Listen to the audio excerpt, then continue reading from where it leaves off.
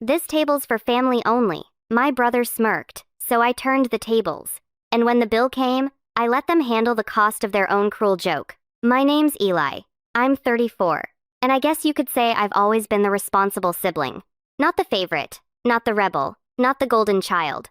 Just the one who showed up on time, paid my bills, and remembered everyone's birthday. I work in finance, live alone, and don't really make a fuss about much. My family, well, they're loud, close-knit in that performative way, and very good at pretending everything's just peachy while sweeping real problems under the rug. I've always been sort of adjacent, involved, but not embraced. The kind of guy you invite to weddings, but never asked to be in the photos. Growing up, my brother Mason was the star, charismatic, reckless, and always getting himself into some kind of trouble. But somehow, he always landed on his feet. He had this smug charm that my parents ate up like candy. Even when he dropped out of college, blew through 2 jobs, and ended up moving back home at 28, they still defended him like he was the second coming of Einstein. I, on the other hand, paid my own way through school, held down the same job for over a decade, and helped cover part of their mortgage when Dad's hours got cut. But none of that ever seemed to matter. At least not enough to earn me a seat at the metaphorical head of the table. Still, I never really let it get to me. Or at least, that's what I told myself. I kept my head down, sent the checks, replied to the texts, showed up for holidays, and smiled through the small jabs that always came dressed as jokes. Eli, you're so serious. Loosen up, man. It's just a party. Oh, we figured you'd be busy. You're always working. I took it in stride. I guess part of me hoped that if I just kept showing up, one day I'd be seen as part of the family, not just the one funding it from the background. That illusion shattered last fall. It started with a dinner. Mason had just gotten engaged to a woman named Brooke, who my mom had already dubbed an absolute angel. And my parents decided to throw a big celebratory dinner at this swanky rooftop restaurant downtown. Not the kind of place they could usually afford, which in hindsight should have tipped me off. I got a call from my mom a few weeks before. Eli, sweetheart, she said in that syrupy tone she uses when she wants something. We'd love it if you could make it to Mason and Brooke's engagement dinner. It's going to be such a special night. Of course, I said without hesitation. Just send me the details. And if it's not too much trouble, she added, lowering her voice. We were hoping you might help with the reservation. Just to hold it, we'll pay you back. Obviously, I should have known right then that we'll pay you back meant I'd never see that money again. But like always, I agreed. I called the restaurant, booked a private space for 20 people, and gave them my card for the deposit. I didn't mind. Not really. It was Mason's night. And maybe, just maybe, this time I'd feel like I was truly a part of it. The night of the dinner, I showed up right on time, 7 sharp. I had on a dark navy suit, freshly pressed shirt, new cufflinks I've been saving. I brought a nice bottle of champagne for the couple, and even printed out a custom card with their initials. When I got to the rooftop, the hostess gave me a small nod and gestured toward the private section. I took a breath and walked in. The space was beautiful. String lights overhead, floral centerpieces on each table, a soft jazz band playing in the corner, and there they all were. My parents, Mason, Brooke, her family, a few of their friends. Everyone already had drinks in hand. Laughing, talking, clinking glasses. I smiled and walked over, expecting at least a nod of recognition. Instead, Mason turned to me with that familiar smug grin. Oh, hey, he said, barely glancing at the champagne in my hand. Glad you made it. Then he pointed toward a fold-out chair set off to the side next to a trash bin, no less. Sorry, this table's for family only, he said with mock sympathy. But there's a spot for you right over there. I actually blinked. I thought he was joking. I looked at our mom, who just gave me that tight-lipped smile she uses when she doesn't want to get involved. Dad chuckled awkwardly and raised his glass. Brooke didn't even look up, and then as if on cue, a few people laughed. I stood there for a second too long. I wanted to say something, anything, but my throat closed up.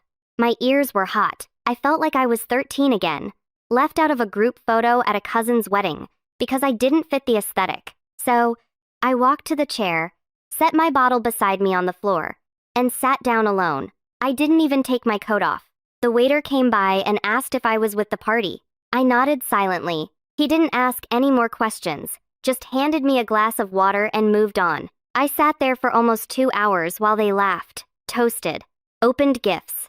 I watched my brother give this long speech about how lucky he was to be surrounded by his closest people. I watched my mom tear up when Brooke called her the best future mother-in-law a girl could ask for. No one even asked if I wanted to order. Eventually, dessert came out, some kind of elaborate layered cake with edible gold flakes. The band played a slow tune. The sun dipped below the skyline, and I realized not a single person had looked in my direction for the past 30 minutes. Then the check came. I watched the waiter walk toward their table with a little leather folder. He paused, looked around, then glanced down at the credit card on file. My card. I watched him take a few steps toward me. "Excuse me, sir," he said quietly. "The total for the event is $3,218. Should I run the same card for the final amount?" Everyone at the table turned to look. My brother raised an eyebrow. "Oh yeah," he said casually. "Eli's got it." The waiter looked at me and I smiled. A calm, slow, measured smile. My voice was steady. "Not my table," I said, just loud enough for everyone to hear. I was told this was for family only. There was a silence so sharp it felt like the air had snapped in half. My brother's mouth opened slightly. My mom frowned, confused. Dad sat straighter. Brooke's dad furrowed his brow. The waiter hesitated. "Sir, you made the reservation." "I did," I nodded. "And I paid the deposit, but I'm not with them. I'm over here at the side table." I stood slowly, picked up my coat, and nodded toward the trash can where I belong. Apparently, you could almost hear the collective thud of jaws hitting the floor. For a second, nobody moved. The waiter stood awkwardly between tables, holding the bill like it was radioactive. My brother looked like someone had just slapped him with a fish. My mother's eyes narrowed, flickering between me and the check, trying to figure out how this got away from her so fast. "Wait, Eli," she said, her voice low and slightly shaky. "What are you doing?" I shrugged. Following the seating chart, Mom, Mason said this table was for family only. I assumed that meant I wasn't included. I looked at the waiter. "I didn't eat. I didn't drink. I wasn't welcome. So, I won't be paying." "Don't be ridiculous," Mason snapped, the smirk cracking into something uglier. "It's just a joke, man. Lighten up. You always take things so personally." The room had gone quiet. Even the jazz band seemed to be winding down to an awkward hum. All eyes were on me. And for the first time in years, I wasn't shrinking beneath them. "Yeah," I said slowly. "That's the problem. You think everything's a joke as long as it's at someone else's expense." Brooke looked confused, like she was just now catching on that something real was happening. Her father, a stiff man in a blazer who had barely said a word all night, gave Mason a sharp look. "You invited this man to your engagement dinner and sat him next to the trash can?" he asked, incredulous. Mason scoffed and looked to my mom for backup. She straightened in her seat and smiled tightly. "Let's not blow things out of proportion. Eli is just being dramatic. He's always been sensitive." I almost laughed. That was her go-to line, always have been. He's just sensitive. He's just tired. He's just overreacting. Any excuse to avoid admitting that something cruel had happened, and that they'd let it happen. The waiter cleared his throat. "I'm sorry to interrupt again, but the restaurant needs to process the bill before we close the tab on the private space. If the card on file won't be used, I'll need an alternate." Silence. I turned and started to walk toward the elevator. That's when my dad finally spoke. "Eli, come on. You've already paid for half. You might as well just finish it." I stopped cold. That sentence that might as well snap something in me. I turned back. "You're right, Dad. I did pay the deposit. I even called 3 restaurants to find one with a rooftop view like Mason wanted. I picked the date around his football schedule. I ordered custom floral arrangements because Mom said fake flowers would look cheap in the photos. I paid the $500, non-refundable deposit, without blinking. And I showed up on time alone in a suit to support my brother.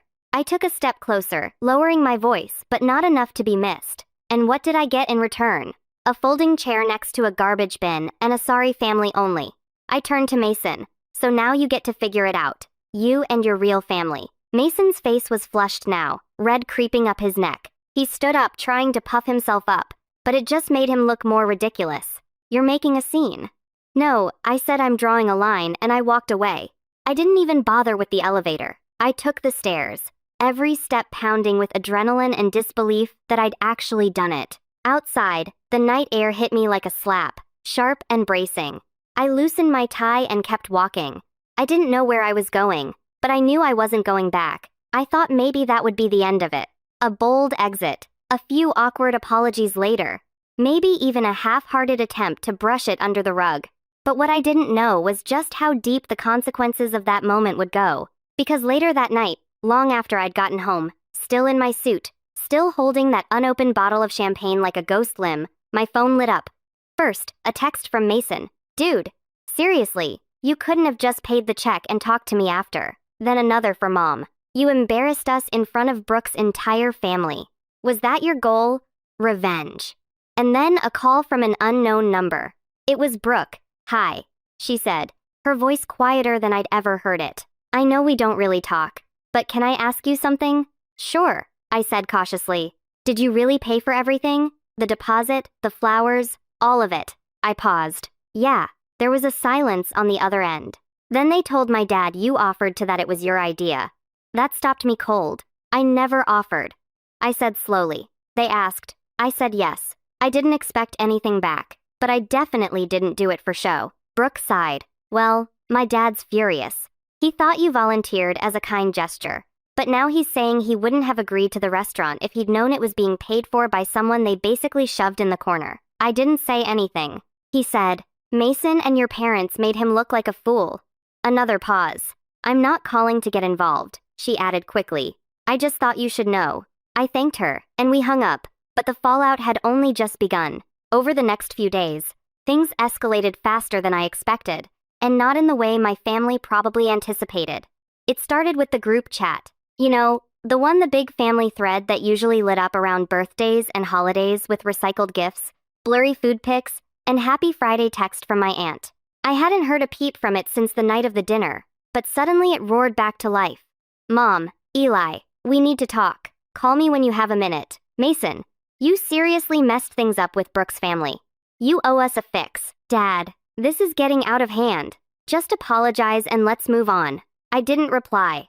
It wasn't just about the chair. It wasn't even about the bill. It was about everything that came before. Years of being treated like the emergency contact, the designated driver, the backup wallet. And now that I'd finally said no, they didn't know what to do with me. What made it worse, or maybe better, depending on how you look at it, was that Brooke's father apparently wasn't the type to take humiliation lightly, from what I gathered through a mutual friend of Mason's, a guy named Trent, who'd always been more decent to me than most of them.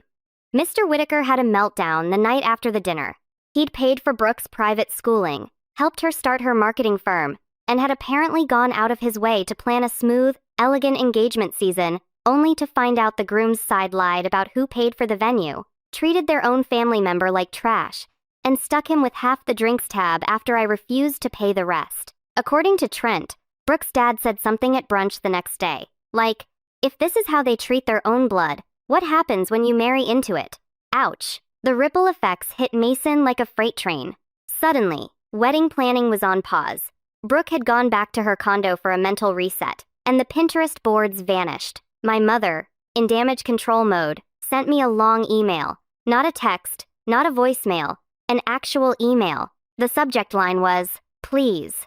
The body of it was 5 paragraphs of sugar-coated manipulation, all about how she never meant to hurt me, how she never realized I felt excluded, and how it would mean so much to the family if I'd just be willing to sit down with Mason and smooth things over. But nowhere in that letter was the word sorry. Just we didn't realize. You misunderstood. Let's not let one silly night destroy the bond we've built. I stared at that last line for a while. What bond was it? The bond where I drove 3 hours on Christmas Eve to bring gifts because Mom said Mason wasn't in the right headspace to shop for anyone. Or maybe the bond where I canceled my trip to Spain 2 years ago because Dad needed surgery and they didn't have the money for a home nurse. Or the bond where I co-signed the loan on their second car without even being asked twice. The same car Mason borrowed and never returned. I let the email sit in my inbox. I didn't reply. 2 days later, my Aunt Karen, Mom's sister, called me. That surprised me.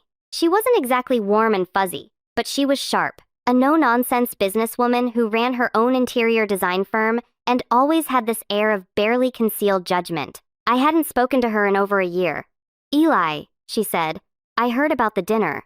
Of course you did, I said, trying to keep the sarcasm out of my voice. I'm not calling to scold you, she said quickly. I just want to say good about time someone shook the tree.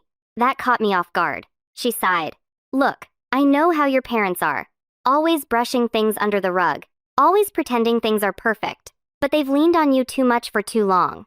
And Mason, he's always gotten away with treating you like some kind of side character. I appreciate that, I said quietly. But why now? Because now the Whiters are involved, she said, her voice dry. And your mom's panicking. She called me yesterday and asked if I'd be willing to talk some sense into you. I raised an eyebrow, and what did you say? I told her you didn't need sense. You needed space. And that maybe it's time they learned how to function without using you as scaffolding. That was the first time I felt like someone in my family actually saw me. Not as a checkbook, not as a punching bag, just as a person.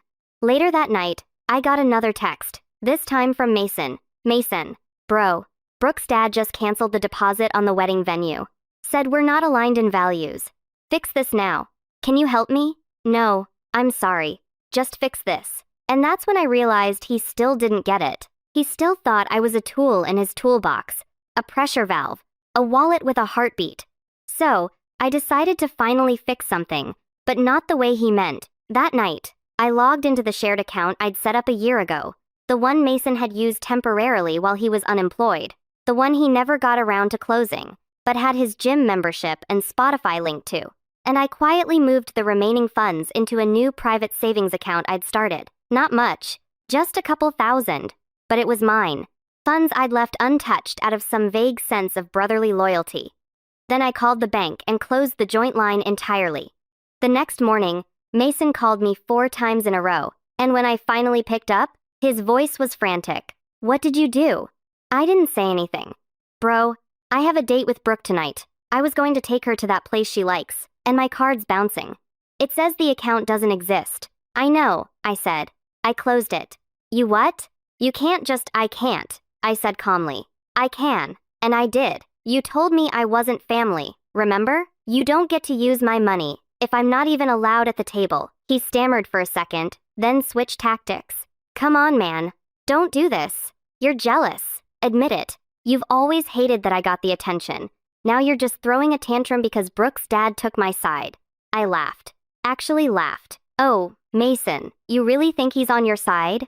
There was silence. Then I said, don't worry, man. You'll figure something out. You always do.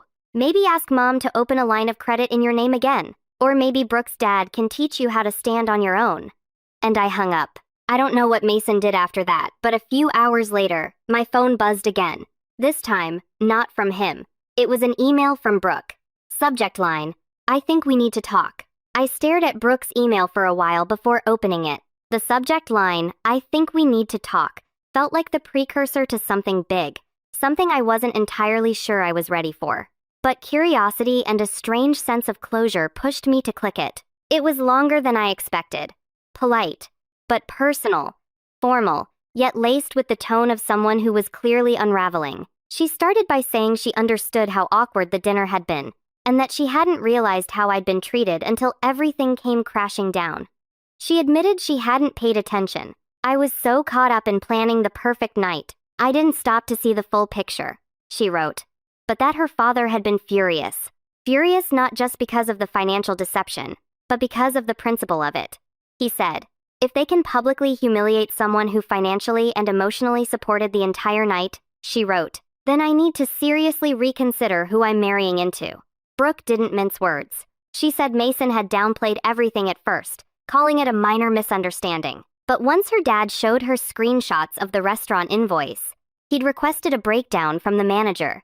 The lies started to crack. Mason had told her I insisted on paying, that I didn't want to sit at the main table because I was introverted, that I left early because I had a work emergency.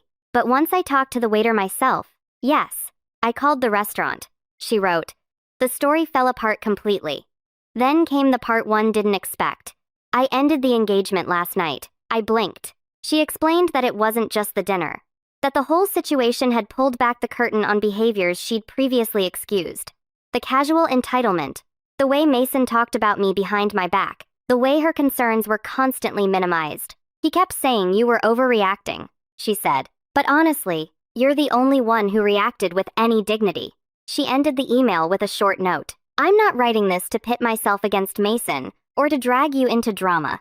I just wanted you to know I see it now, and I'm sorry I didn't see it sooner. I sat there for a long time rereading it, not because I didn't believe it, but because I wasn't used to being believed. The next few weeks were oddly quiet. The family group chat died out completely.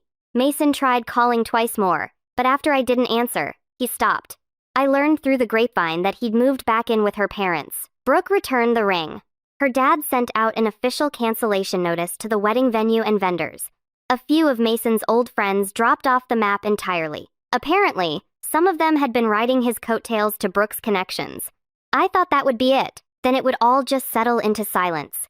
But then one Sunday morning, I got a knock on my door. It was my mom. She stood on my front porch in a long cardigan holding a Tupperware container of lasagna like it was a peace offering. Her eyes were puffy, her makeup thin. I didn't say anything, just opened the door a crack and waited. I brought you dinner, she said. I didn't reach for it. I just wanted to talk. No excuses. That part surprised me. I let her in. She sat at my kitchen table like she used to when I was a kid. Same nervous fingers, same forced smile. But this time, no passive aggressiveness. No, you're just tired. No, he didn't mean it. She cleared her throat. I owe you an apology. I crossed my arms. Just one. Her face tightened, but she nodded. Fair. Probably more than one. She took a breath. I didn't see it. Not because it wasn't there, but because I didn't want to see it. Mason's always been loud. He takes up space. And you never asked for anything. You just did. You handled things. You showed up. I guess we started treating you like a safety net. Something we assumed would always be there. That's the thing about safety nets, I said. People only look at them when they're falling, never when they're climbing. Her lip trembled. She looked down at her hands. Your father and I were wrong. We let Mason get away with too much. We let him treat you like less. I stayed quiet. I know I can undo that. I know a lasagna and a sorry won't fix years of imbalance. But I just wanted you to know I see it now. And I'm sorry. I watched her for a moment. For the first time in my life, she wasn't dodging or deflecting. She wasn't defending Mason. She wasn't telling me to lower my voice or get over it. She was just sitting there owning it. I nodded slowly. Thank you.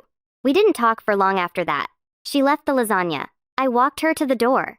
She didn't ask me to forgive Mason. She didn't ask me to call him. She just said, take care of yourself, and drove off. After that, things didn't magically repair, but they didn't get worse either. My parents started sending individual messages instead of group ones. Short ones, respectful. My mom invited me to Thanksgiving in a few months. Only if you feel up to it, she said. I haven't decided if I'll go. Mason, from what I hear, is back to working part-time at some startup he hates. Living rentrée. Avoiding eye contact with mirrors, probably. He hasn't reached out again, and I'm okay with that. As for me, I started doing more with my time. I took the postponed trip to Spain. I bought myself a new set of noise-canceling headphones. I read books on boundaries, on family dynamics, on quiet strength. I even started seeing a therapist, and not because I was broken, but because I realized healing doesn't come from waiting for someone else to say sorry. It comes when you look at your own reflection and say, you deserved better, and you gave it to yourself.